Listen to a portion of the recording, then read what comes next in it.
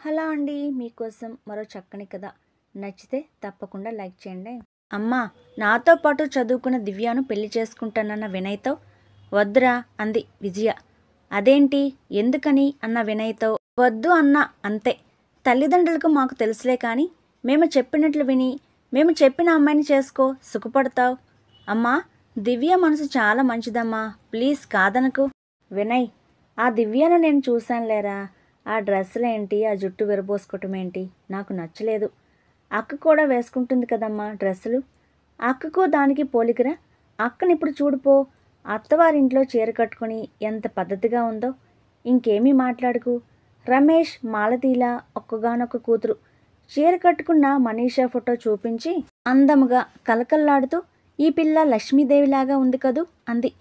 అమ్మ కూచిగా పెరిగిన వినయ్, అమ్మ సెలక్షన్ ఎప్పుడు బాగుంటుందనే అభిప్రాయంలో ఉండే వినయ్ మనీషాను పెళ్లి చేసుకుంటాడు.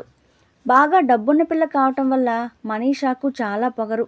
అత్తవారింట్లో మొదట్లో చీరలు సొమ్ములు పెట్టుకుని తిరుగుతుంటే లక్ష్మీదేవిలాగా కలకల్లాడిపోతున్నది నా కోడలు అంటూ రోజు దిష్టి తీసేది కోడలకు విజయ.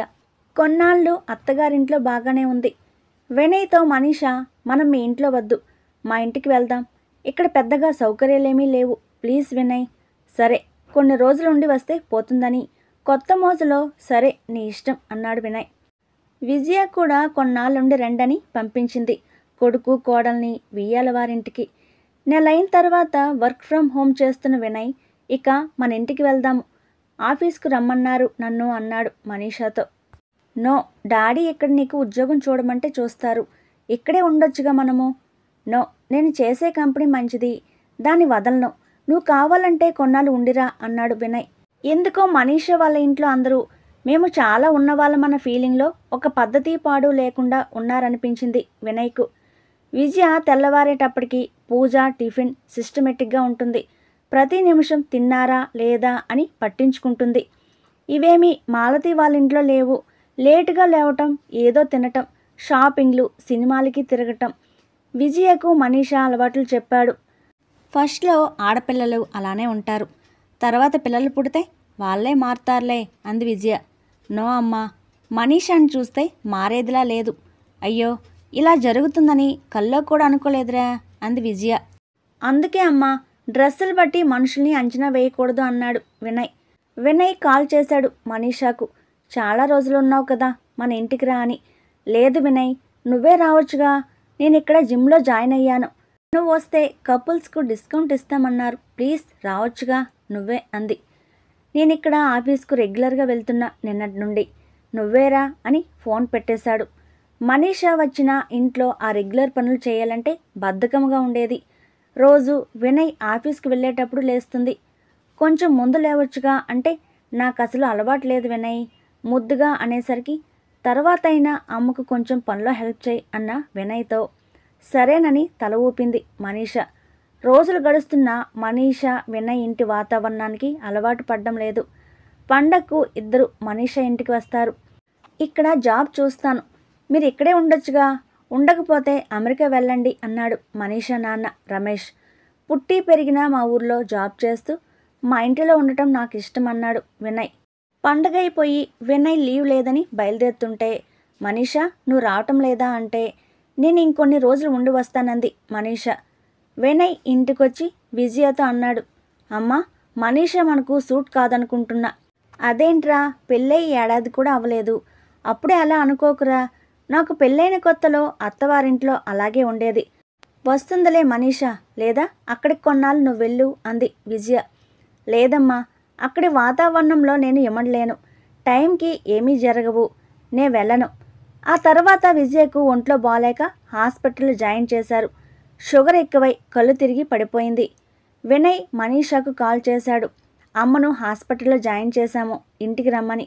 నో వినయ్, ఇక్కడ మా అమ్మకు కూడా నిన్నటుండి జ్వరం, తగ్గగానే వస్తానని పెట్టేసింది. ఇంట్లో శుభకార్యాలకు వచ్చి వంట చేసే లక్ష్మి వచ్చి వంట చేసి వెళ్తుంది. నీరసంగా ఉండటం వల్ల 4 రోజులు హాస్పిటల్లో ఉంచి విజయను ఇంటికి తెచ్చారు. వినయ్ ఈ నెల లక్ష్మిని వచ్చి వంట చేసి పెట్టమన్నాడు. లక్ష్మికి ఇంకేవో గుళ్ళో వంటలు ఉండటం వల్ల వాళ్ళ అమ్మాయి మమత వచ్చి వంట చేసేది. మమత డిగ్రీ ప్రైవేట్గా చదువుతుంది. పొద్దున్న వచ్చి వంట చేసి వెళ్తుంది. మంచి అమ్మాయి. వినయ్ అక్క సుజిత తన డ్రెస్సులు ఇస్తూ ఉంటుంది మమతకు. అలా వాళ్ళింట్లో కలిసిపోయి తిరుగుతూ ఉంటుంది. ఇక అప్పటి నుండి విజయ వద్దంటున్న వంటకు రమ్మని లక్ష్మికి చెప్పాడు వినయ్. ఒక వారం ఆగి కాల్ చేసింది మనీష. అత్తయ్య గారికి ఎలా ఉంది? నేను ఇవాళ బయలుదేరి వస్తున్నానంది. అయ్యో పర్లేదు, మీకేవో కిట్టి పార్టీలున్నాయిగా, అవి చూసుకో.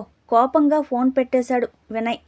ఫేస్బుక్లో చూసినట్టున్నాడు మా కిట్టి పార్టీ ఫోటోలు అనుకుని ఆ రోజు బయలుదేరి వచ్చింది మనీష వినయ్ దగ్గరికి. వచ్చిన ముభావంగా ఉన్నాడు వినయ్ మనీషాతో. ఏంటి వినయ్, నా మీద కోపమా? మా డాడీ నువ్వు ఆఫీస్కి వెళ్ళటానికి కారు బుక్ చేశారు. వచ్చే వారం ఇక్కడికే డెలివరీ వస్తుంది అని చెప్పింది. సారీ, నాకు కారు ఉంది. మళ్ళీ ఇప్పుడు నాకు కారు అవసరం లేదు. మీ నాన్నగారికి చెప్పు నాకు కారు వద్దని అన్నాడు. ఏంటి వినయ్, ఎవరైనా మా అత్తగారు వాళ్ళు నాకు కారు ఇచ్చారని గర్వంగా చెప్పుకుంటారు. నీకేంటి, వాళ్ళు ఇస్తామన్నా తీసుకోవటానికి ఇంత ఇగో అంది కోపంగా మనీష. నాకు కారు, మీ ఇల్లు ఇవేమీ అక్కర్లేదు. నాకు అవసరానికి అన్ని విధాలా తోడ్పడే భార్య కావాలనుకున్నా. కానీ మీ ఆస్తి చూసి కాదు నిన్ను పెళ్లి చేసుకుంది అన్నాడు. ఇలా ఏదో ఒకదానికి ఇద్దరు గొడవ పడుతున్నారు వినయ్ మనీషాలు. మా నాన్న నీకు బ్యాడ్ హ్యాబిట్స్ లేవు, మంచి ఫ్యామిలీ అని నేను వద్దంటున్నా ఇచ్చి చేశాడు. కానీ దేనికి కలిసిపోలేని నువ్వు నాకొద్దు. నువ్వు నేను కావాలంటే మా ఇంటికి రా, నేను వెళ్తున్నానని వెళ్ళింది మనీష. విజయ ఎంత వద్దంటున్నా వినకుండా. విజయ మనీషాను వెళ్ళి తీసుకుని రమ్మంది వినయ్ను. సారీ అమ్మా, కాపురం కావాలంటే అదే వస్తుంది, లేదా ఈ విషయం ఇక్కడితో వదిలేయని విసుగ్గా అన్నాడు వినయ్.